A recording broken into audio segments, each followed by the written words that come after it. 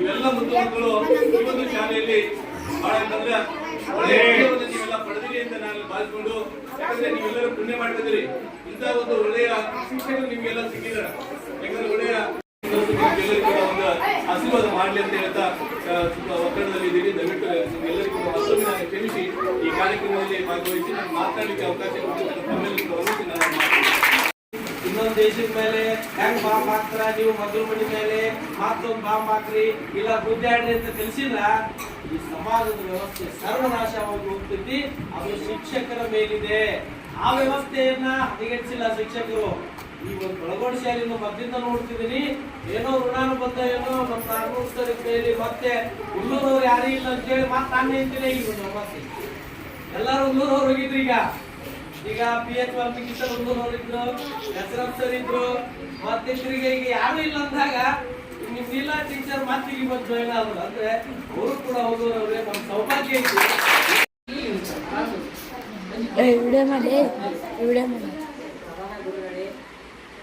ಶಿಕ್ಷಕರೇ, ಶಿಕ್ಷಕಿಯರೇ ಹಾಗೂ ಬೇರೆ ಊರಿನಿಂದ ನನ್ನ ಗುರುಗಳೇ ಹಾಗೂ ಹಿರಿಯರೇ ಹಾಗೂ ನನ್ನ ಸಹೋದರ ಸಹೋದರಿಯರೇ,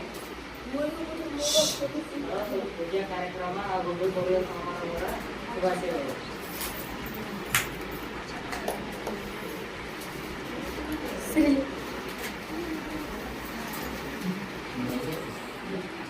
ಅರಿವನ್ನು ನೀಡಿದ ಬಹಳಷ್ಟು ಬೆಳೆದಿದ, ಅರಿವನ್ನು ನೀಡಿದ ಬಹಳಷ್ಟು ಬೆಳೆದಿದ ಗುರುಗಳೇ ನಿಮಗೆ ಚೆನ್ನಾಗಿ, ಗುರುಗಳೇ ನಿಮಗೆ ಚೆನ್ನಾಗಿ ಅನಿಸಿಕೆಯನ್ನು ವ್ಯಕ್ತಪಡಿಸುತ್ತ ಕೇಳ್ಕೊಡ್ತಾರೆ.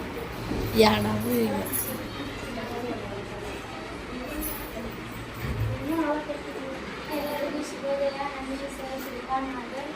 ಮಹಾಸರಸ್ವತಿ ಪೂಜಾ ಕಾರ್ಯಕ್ರಮದ ಅಡಿಯಲ್ಲಿ ಆರ್ಥಿಕ ಶುಭಾಶಯಗಳು.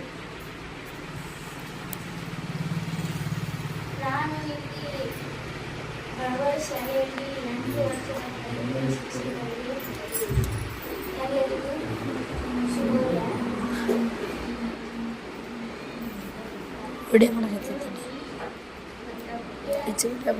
ಬರ್ಲಿಕ್ಕ ಬುದ್ಧ ತಿಳ್ಕೊತಿದ್ದು, ಓದ್ಲಿಕ್ಕ ಬರೀತಿದ್ದು, ಮತ್ತೆ ಜಗಳ ಮಾಡಿದ್ರು, ಮತ್ತೆ ಪಾಠ ಮಾಡ್ತೇವೆ.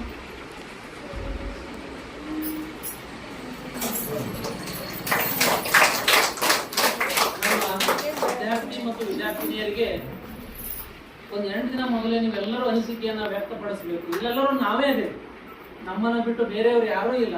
ನೀವು ಯಾವ ಮಾತನ್ನ ಹೇಳಿದ್ರು ನಾವು ಒಪ್ಪುತ್ತೇವೆ. ಹಾಗಾಗಿ ಯಾರೂ ಅಂಜದೆ ವಿದ್ಯಾರ್ಥಿಗಳು ಸ್ವತಂತ್ರವಾಗಿ ತನ್ನ ಅಭಿಪ್ರಾಯವನ್ನು ಹಂಚಿಕೊಳ್ಬೇಕು.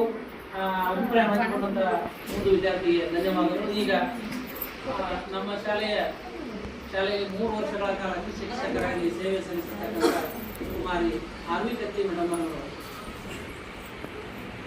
ಈ ಕಾರ್ಯಕ್ರಮದ ಕುರಿತು ಅನಿಸಿಕೆ ವ್ಯಕ್ತಪಡಿಸಬೇಕಂತ ಅವ್ರು ಕೇಳ್ತಾರೆ.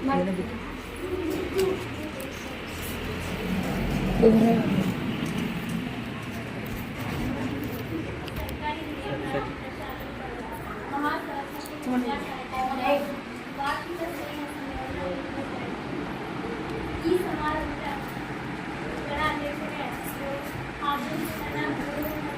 ಅದೇ ರೀತಿ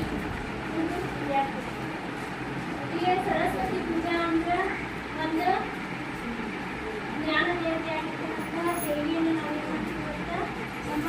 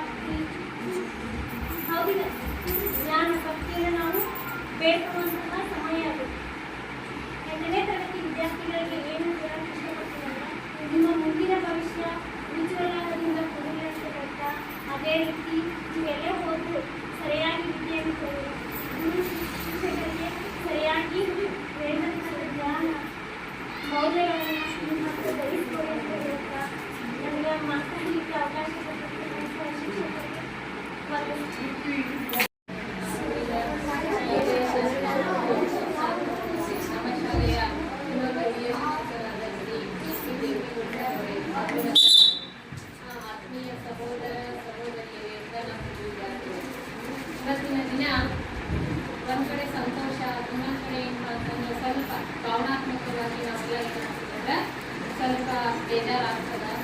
ಬೇಜಾರು ಅನ್ನೋಕ್ಕಿಂತ ಜಾಸ್ತಿ ನಮ್ಮ ಮುಂದೆ ವಿದ್ಯಾರ್ಥಿಗಳು ತಮ್ಮ ಭವಿಷ್ಯವನ್ನು ರೂಪಿಸಿಕೊಳ್ಳಲಿಕ್ಕೆ ಮುಂದಿನ ಹಂತಕ್ಕೆ ಹೋಗ್ತಾ ಇದ್ದಾರೆ ಅನ್ನೋ ಖುಷಿ ನಮ್ಮೆಲ್ಲರಿಗೂ ಇದೆ. ವಿದ್ಯಾರ್ಥಿಗಳು ಈಗಾಗಲೇ NPS ಸಂಘದ ಅಧ್ಯಕ್ಷರಾಗಿರ್ತಕ್ಕಂಥ ಪ್ರತಾಪ್ ಸರ್ ಅವರು ಹೇಳಿದ್ದು, ಸಾಗರ್ಪುರ್ ಸರ್ ಅವರು ಹೇಳಿದ್ದು, ಸಾಕಷ್ಟು ಅವರ ಅನುಭವದ ಮಾತುಗಳನ್ನು ಎಲ್ಲರೂ ಹೇಳಿದ್ದಾರೆ.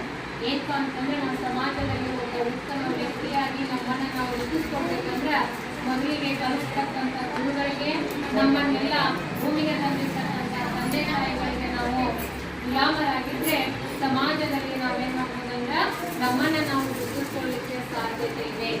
ಎಲ್ಲಿಯವರೆಗೂ ನಾವು ಗುರುವಿನ ಗುಲಾಮರಾಗಂಗಿಲ್ಲಲ್ಲ ಅಲ್ಲಿವರೆಗೂ ನಾವೇನಾಗಂದ್ರೆ ಒಳ್ಳೆಯ ವ್ಯಕ್ತಿಗಳು ಅಂತೇಳಿ ರೂಪಿಸ್ಕೊಳ್ಳಿಕ್ಕೆ ಸಾಧ್ಯನೇ ಇಲ್ಲ. ಇಲ್ಲಿ ಅಲೆಕ್ಸಾಂಡರ್ ಎನ್ನುವಂತ ಒಬ್ಬ ವ್ಯಕ್ತಿ, ಈತ ತನ್ನ ಸಾಕಷ್ಟು ಜನ ಶಿಷ್ಯರಿಗೆ ಏನ್ ಮಾಡ್ತಾನೆ, ಶಿಕ್ಷಣವನ್ನು ಕಲಿತಿರ್ತಾನೆ. ಅವರ ಕೈಯಲ್ಲಿ ಕಲಿತಿರ್ತಕ್ಕಂಥ ಒಬ್ಬ ವ್ಯಕ್ತಿ ರಾಜನಾಗಿ ಇಡೀ ಒಂದು ಸಾಮ್ರಾಜ್ಯವನ್ನು ಆಳ್ತಾನೆ. ಅಲೆಕ್ಸಾಂಡರ್ ಹೇಗೆ ಬರ್ತಾನಪ್ಪ ಅಂತಂದ್ರೆ ಮಹಾ ತತ್ವಜ್ಞಾನಿ. ಆ ವ್ಯಕ್ತಿ ಅವನು ನೋಡಿದ್ರೆ ಒಬ್ಬ ಭಿಕ್ಷುಕನಿಗಿಂತನೂ ಬಹಳ ಕೆಟ್ಟದಾಗಿ ಕಾಣಿಸ್ತಾ ಇದ್ದ. ಅಂತ ವ್ಯಕ್ತಿ ರಸ್ತೆಯಲ್ಲಿ ನಡ್ಕೊಂಡು ಹೋಗುವಾಗ ಆ ಅಲೆಕ್ಸಾಂಡರ್ ಒಬ್ಬ ರಾಜ ಅವನು ಸಂಬಂಧಿತ ಶಿಕ್ಷಣವನ್ನು ಪಡೆದುಕೊಂಡು ಒಂದು ರಾಜ್ಯದ ರಾಜನಾಗಿ ಆಳ್ವಿಕೆಯನ್ನ ಮಾಡ್ತಿರ್ತಾನೆ. ರಥವನ್ನ ಏರಿ ಹೋಗ್ಕೊಂಡಾಗ ಈ ಗುರುಗಳನ್ನ ನೋಡಿದ ತಕ್ಷಣನೇ ಆ ವ್ಯಕ್ತಿಯ ಪಾದಗಳಿಗೆ ಬಿದ್ದು ಏನ್ ಮಾಡ್ತಾನೆ, ಆಶೀರ್ವಾದವನ್ನು ಪಡ್ಕೊಂಡು ಹೋಗ್ತಾನೆ. ಮಂದಿಗೆ ಬಹಳ ಆಶ್ಚರ್ಯ ಆಗ್ತದ. ಮುಂದೆ ಅರಮನೆಗೆ ಹೋಗ್ಲಿಕ್ಕೆ ಬೇಕನ, ಮಹಾಪ್ರಭು ನಿಮ್ಮ ತಂದೆ ತಾಯಿಗಳನ್ನ ಎಷ್ಟೊಂದು ಚೆನ್ನಾಗಿ ಬೆಳೆಸಿದ್ದಾರೆ, ನಿಮ್ಗೆಲ್ಲ ಅಷ್ಟೈಶ್ವರ್ಯವನ್ನು ಕೊಟ್ಟಿದಾರ, ನೀವ್ ಯಾರೋ ದಾರ್ಯಾಗ ಹೋಗೋದು ಭಿಕ್ಷುಕರ ಕಾಲು ಮುಗಿದಲ್ಲ ಅಂತ ಹೇಳಿದಾಗ ಆ ಅರಸ ಹೇಳ್ತಾರೆ, ನನ್ನ ತಂದೆ ತಾಯಿ ನನ್ನನ್ನ ಈ ಸಮಾಜ ಈ ಭೂಮಿಗೆ ತಂದು ಹಾಕಿದ್ದಾರೆ, ಬಟ್ ಈ ಸಮಾಜದಲ್ಲಿ ನನ್ನನ್ನ ನಾನು ಈ ಒಂದು ಮಟ್ಟಕ್ಕೆ ಬೆಳೆದಿದ್ದಂದ್ರ ಆ ಭಿಕ್ಷುಕರಿಗೆ ಇರತಕ್ಕಂಥ ನನ್ನ ಜ್ಞಾನವನ್ನು ಕೊಟ್ಟಿರ್ತಕ್ಕಂಥ ನನ್ನ ಮಹಾನ್ ಗುರು ಅಲೆಕ್ಸಾಂಡರ್ ಅಂತ ಹೇಳ್ತಾನೆ. ಅವಾಗ ಆ ಮಂತ್ರಿ ಎರಡು ಮಾತನಾಡ್ತಾರೆ. ಅವಾಗ ಅವ್ನು ಗಮನ ಬರ್ತದೆ, ಒಬ್ಬ ವ್ಯಕ್ತಿಯ ವ್ಯಕ್ತಿತ್ವವನ್ನ ಆತನು ಹಾಕ್ತಕ್ಕಂಥ ಬಟ್ಟೆಗಳಿಂದ ಆಡಿದ್ರೆ ಅದು ನಿಜವಾಗ್ಲೂ ಸರಿಯಾದದ್ದಲ್ಲ ಅನ್ನೋದನ್ನ ಆ ಮಂತ್ರಿ ತಿಳ್ಕೊತಾನೆ. ಹಾಗಾಗಿ ವಿದ್ಯಾರ್ಥಿಗಳೇ, ಬಹಳ ಸೌಂದರ್ಯ ಮುಖ್ಯ ಅಲ್ಲ, ಆಂತರಿಕವಾಗಿ ವ್ಯಕ್ತಿಗಳನ್ನ ಗುರುತಿಸಿ ಒಳ್ಳೆಯವರ ಉತ್ತಮ ಸಹವಾಸವನ್ನು ಬೆಳೆಸಿಕೊಳ್ಳಿ. ಸಜ್ಜನರ ಸಂಘ ಹೆಜ್ಜೆಯನ್ನು ಸವಿದರಿ. ದಯವಿಟ್ಟು ಎಲ್ಲ ವಿದ್ಯಾರ್ಥಿಗಳು ನಿಮ್ಮ ಜೀವನ ಮುಂದಿನ ಭಾವಿ ಜೀವನ ಚೆನ್ನಾಗಿರ್ಬೇಕಂತಂದ್ರೆ ನೀವೆಲ್ಲರೂ ಗುರು ಹಿರಿಯರ ಮಾತುಗಳನ್ನು ಕೇಳಿ ಕಲಿಸ್ತಕ್ಕಂಥ ಗುರುಗಳಿಗೆ ಗುಲಾಮರಾಗಿರಿ. ತಂದೆ ತಾಯಿಗಳನ್ನ ಮೀರಿಸ್ತಕ್ಕಂಥ ಮಕ್ಕಳಾಗಿರಿ. ಶಿಕ್ಷಕರನ್ನ ನಿಮ್ಮಿಂದ ನಾವು ಗುರುತಿಸ್ಕೋಬೇಕು. ಇಂಥ ವಿದ್ಯಾರ್ಥಿಯ ಶಿಕ್ಷಕರು ಇವರು ಅಂತೇಳಿ ನಿಮ್ಮಿಂದ ನಾವು ಗುರುತಿಸ್ಕೊಂಡ್ರೆ ಅಂತಂದ್ರೆ ನಾವು ಈ ಹುದ್ದೆಗಳನ್ನು ಮಾಡ್ಕೊಂಡು ಸಾರ್ಥಕ ಅಂತ ಹೇಳೋದ ಇಷ್ಟಪಡ್ತೀನಿ. ಕೊನೆಯದಾಗಿ ಎಲ್ಲ ವಿದ್ಯಾರ್ಥಿಗಳು ನಿಮಗೆಲ್ಲ ಈ ನಾಲೆಜಲ್ಲಿ ಒಳ್ಳೆಯದಾಗೋದು, ಕೆಟ್ಟದಾಗೋದು ಮಾತಾಡೋದು, ಆಯ್ಕೆ ಮಾಡ್ಕೊಂಡು ಸಾಮಾನ್ಯವನ್ನ ನೀವು ಈಗಾಗಲೇ ಬೆಳೆಸ್ಕೊಂಡಿದ್ದೀರಿ. ನೀವು ಒಂದು ಗುರಿಯನ್ನು ಇಟ್ಕೊಂಡ್ರೆ ಗುರುವಿನಿಂದ ತಾನಾಗೆ ಬರ್ತಾನೆ ಅನ್ನುವಂಥ ಒಂದು ಗುರಿ ಮಾತನ್ನು ಹೇಳ್ತಾ ಇದುವರೆಗೂ ನನಗೆ ಮಾತನಾಡುವ ಅವಕಾಶ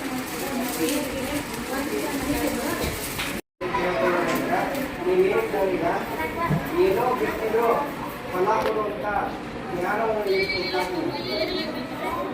ಆ ಫಲವನ್ನ ನಿಮ್ಮ ತಂದೆ ತಾಯಿಗಳ ಎಕ್ಸ್ಪೆಕ್ಟ್ ಮಾಡ್ತಿರ್ತಾರೆ.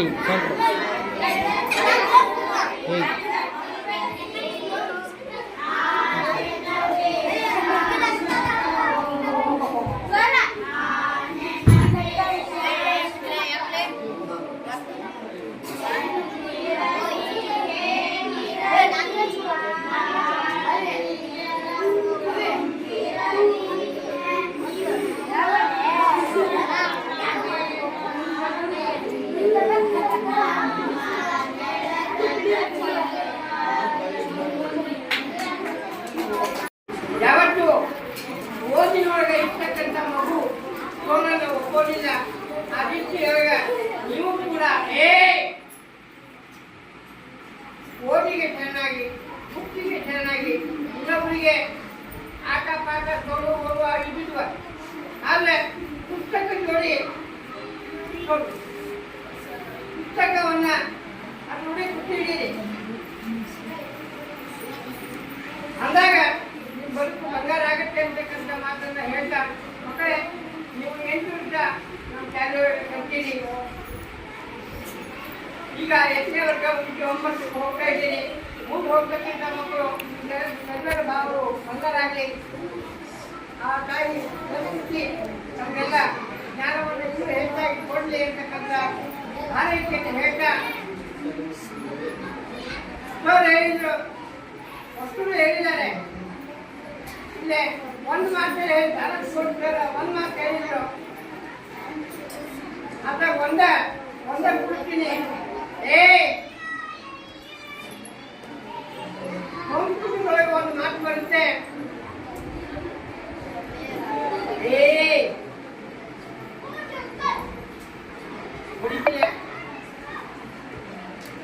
ನಾವು ಒಂದು ಮಾತು ಹೇಳ್ತಾರೆ, ಗುರು ತನಕ ದೊರೆ ಹುಟ್ಟಿಕೆ ಅಂತೇಳಿ. 12ನೇ ಜನ್ಮದಾಗ ನೀವೆಲ್ಲ ನಿಮ್ಮ ಮಾತುಗಳು ಹುಟ್ಟಿಸಿಲ್ಲ. ಆ ಕಾಲದಾಗ ಆ ಸ್ವಂತ ಹೇಳಿದ್ದಾನೆ, ಯಾರು ಗುರು ಅಂತ ಹೇಳ್ತಾರೆ, ಗುರು ಅಂತ ನಿಮಗೆ ಯಾರು ಬರ್ತಾರೆ ಅವರಿಗೆ ನೋಡ್ರಿ, ನಾವೆಲ್ಲ ನಾವು ಲೆಕ್ಕ ಮಾಡ್ತೀವಿ, ಲೆಕ್ಕ ಮಾಡಿ ಆ ರೀತಿಯೊಳಗೆ ನಿಂಬಾಳು ಬಂಗಾರ ಆಗಲಿ, ನಿಮ್ಮಲ್ಲಿ ಕೂಡ ಒಳ್ಳೆ ಭಾವನೆಗಳು, ಒಳ್ಳೆ ಬದುಕು ನಿಮ್ದಾಗಲಿ. ನೀವು ವಿದ್ಯಾರ್ಥಿಗಳಾಗಿದ್ದೀರಿ, ಕಲಿತಕ್ಕಂಥ ಮನೋಭಾವನೆ ಹೆಚ್ಚಾಗಲಿ, ನಿಮ್ಮ ಬಾಳು ಬಂಗಾರ ಆಗಲಿ ಇರ್ತಕ್ಕಂಥ ಶುಭ ಹಾರೈಕೆಯೊಂದಿಗೆ ನನ್ನ ಮಾತುಗಳನ್ನು ಮುಗಿಸ್ತೀನಿ. ಜೈ ಹಿಂದ್.